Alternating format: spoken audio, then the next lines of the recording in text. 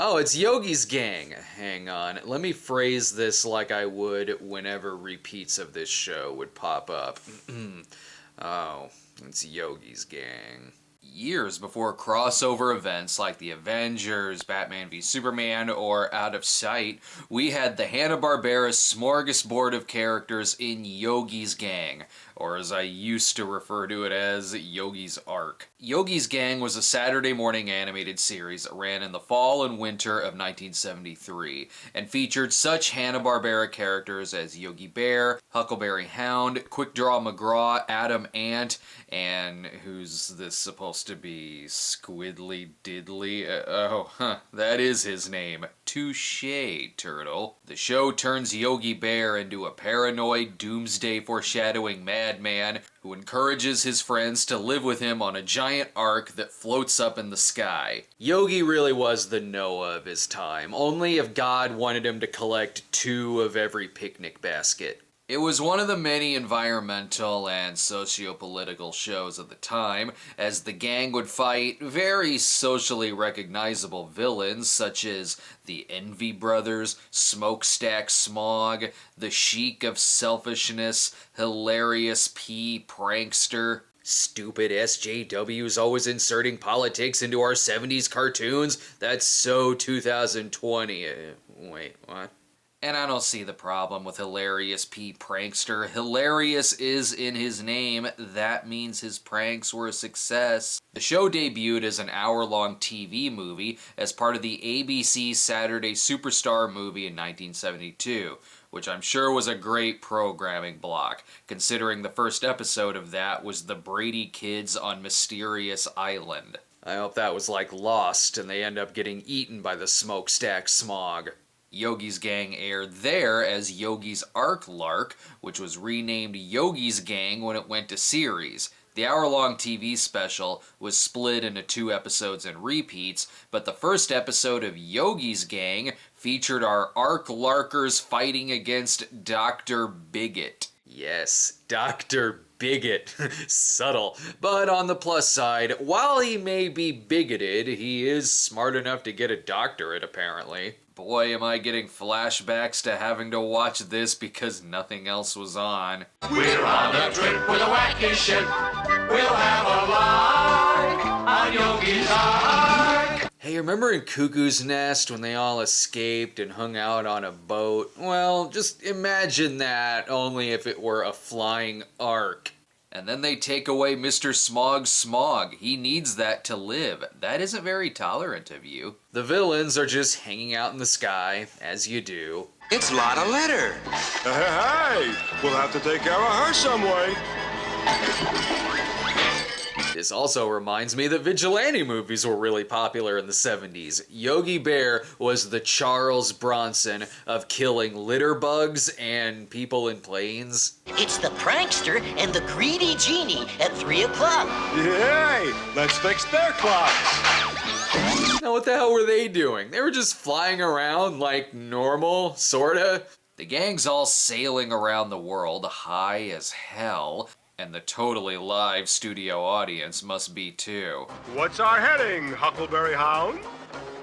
North by northwest. But on the other hand, it could be south by southeast. Beware the black cloud as well, because Dr. Bigot is so bigoted, he literally lives in a dark cloud. He must also be a vampire. He kind of looks like one. Is he Count Chocula? What does he have against our heroes? It's that sickening do-gooder bear and his crew of nice guys. Oh, they're a bunch of nice guys, that's why. Gotta admit, I was getting a creeper vibe from them myself. Just like these henchmen. What are their names? I'm gonna be sorry I asked. Me haggling and him bickering. No, I'm haggling, you're bickering. I am not. You are too. I don't think it's bigoted to not like these two. Even Mr. Rogers would be annoyed by them. Well, wherever bigotry goes, haggling and bickering are sure to follow. Captain Planet is more subtle than this, and that has a character named Venomous Scum. I don't know if everyone is having fun on Yogi's Ark. Magilla Gorilla is running out of fuel. Time for a banana break. Less jokes and more working. I don't know why, I just have the feeling that this inspired that Doolittle movie that just came out. Heavens to Murgatroyd! Exit! Stage bottom!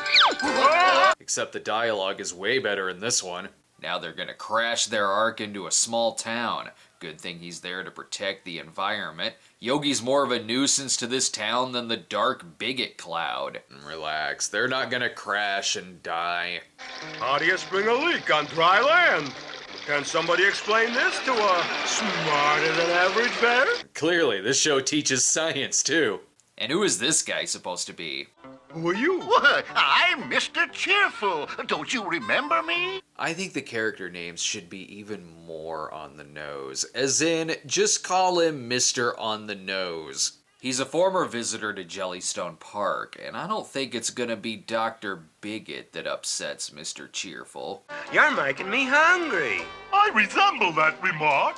I could eat a horse. You said a mouthful. It's gonna be these jokes, obviously written by Mr. Writer. As for the director, Charles Nichols, I don't see any connections to Denver the Last Dinosaur like my last couple episodes, but he did work on Dink the Little Dinosaur. Dr. Bigot wants to use his mind machine with the secret ingredient of hate and prejudice to ruin Mr. Cheerful. You see, kids, this was back when being a bigot solely meant hatred towards a group or individual, usually based on race or sex. Nowadays, it could mean something as little as making fun of movie or Twitter outrage. We've gotten really, really lax on the term, and if you disagree with me, you're a Nazi. The gang appears to be doing their own version of a Charlie Brown Thanksgiving.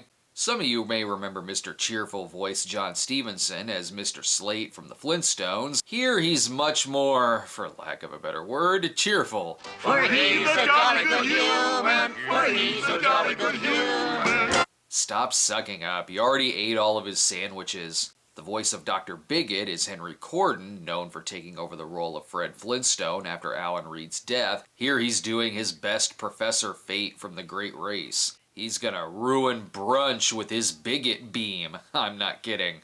You again. What do you moochers want this time? Oh, you invited the bunch for brunch. You may think the beam did that, but that's just the result of him starting a Twitter account. Look at you. What a gruesome group. Some of you have spots and others have stripes. Ugh. Don't worry about Mr. Cheerful. He'll just blame this on alcohol. He'll be back to making sandwiches in no time.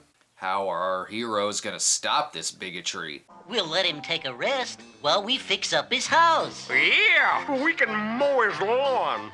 and trim his hedges.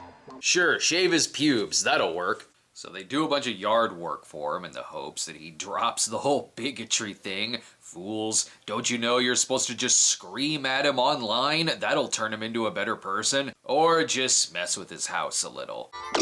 Okay, huh?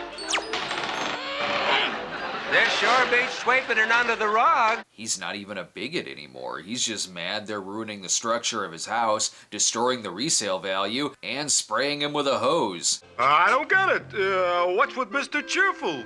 I still can't figure out what suddenly made him change like that. Yeah, what could it have been? Just give him the drugs you're all on. That'll chill him out. I've got it.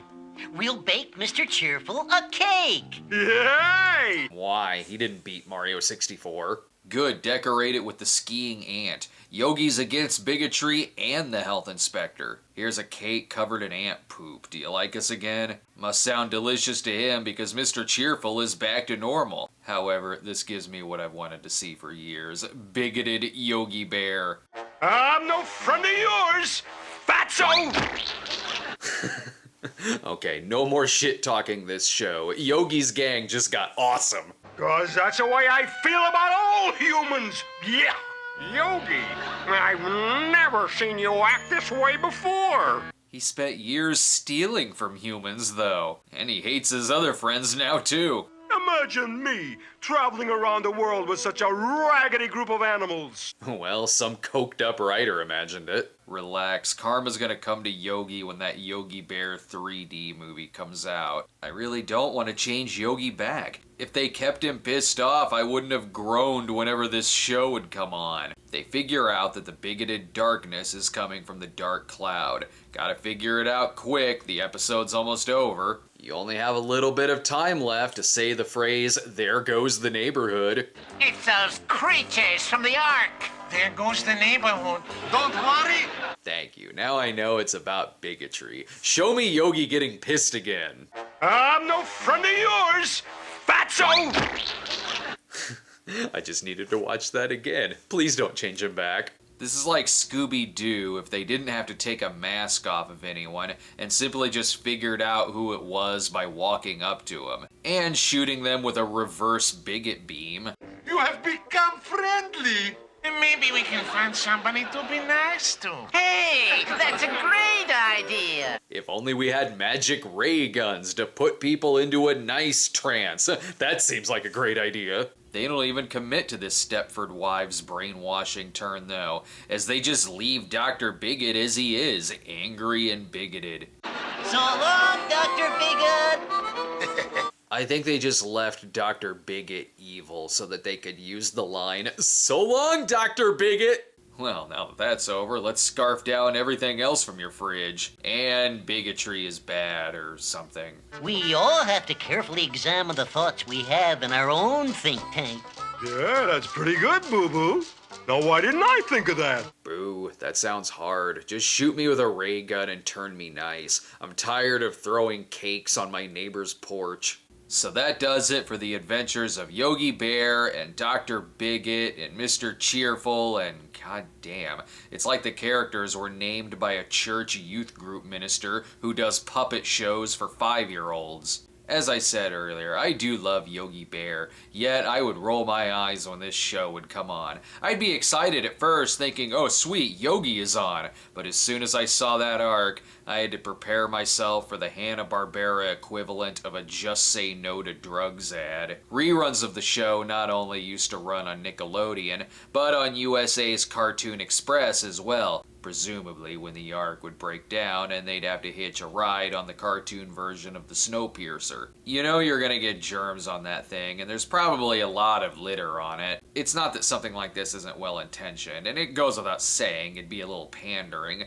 but when it's this obvious, it comes across more as patronizing, and that you think your audience is stupid and doesn't know what words are. The only way a kid would like this isn't if it were on Saturday mornings, it's if your grade school teacher was showing it to you in class, which means, yay, no schoolwork for the day. If this were any more 70s, it'd take place in space, another Hanna-Barbera gimmick at the time. Oh wait, there was a Yogi Space show, 1978's Yogi's Space Race. Well, if Yogi's Gang taught me anything, it's if you don't like that show, you're a space racist. Great. Now I've got these writers writing for my show as well.